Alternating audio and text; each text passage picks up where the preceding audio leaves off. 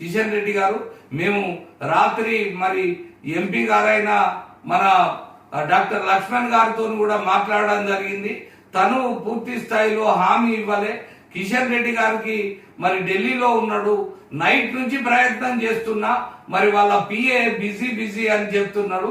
కిషన్ రెడ్డి గారు 24 గంటలు టైం ఇస్తున్నాం యాదవ్లకు, మరి బీజేపీ జిల్లా అధ్యక్షుల విషయంలో న్యాయం చేయకపోతే మాత్రం ఖచ్చితంగా 24 గంటల తర్వాత మేము మీ స్టేట్ ఆఫీస్ ముందు నిరాహార దీక్ష చేస్తాం. అదేవిధంగా గ్రేటర్ హైదరాబాద్ లో మేము మొత్తం ఎంత సంఖ్య ఉన్నారో మీకు తెలుసు.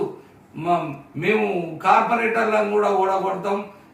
రాబోయే స్థానిక సంస్థల ఎన్నికల్లో కూడా మీకు ఓటేయకుండా మరి మేము ఖచ్చితంగా నిర్ణయం తీసుకుంటాం. కాబట్టి ఎట్టి పరిస్థితుల్లో మీరు మరి ప్రకటించిన వాటిని వెనుక్కు తీసుకొని మరి యాదవ్లకు ఖచ్చితంగా జిల్లా అధ్యక్ష పదవిలో స్థానం కల్పించాలి.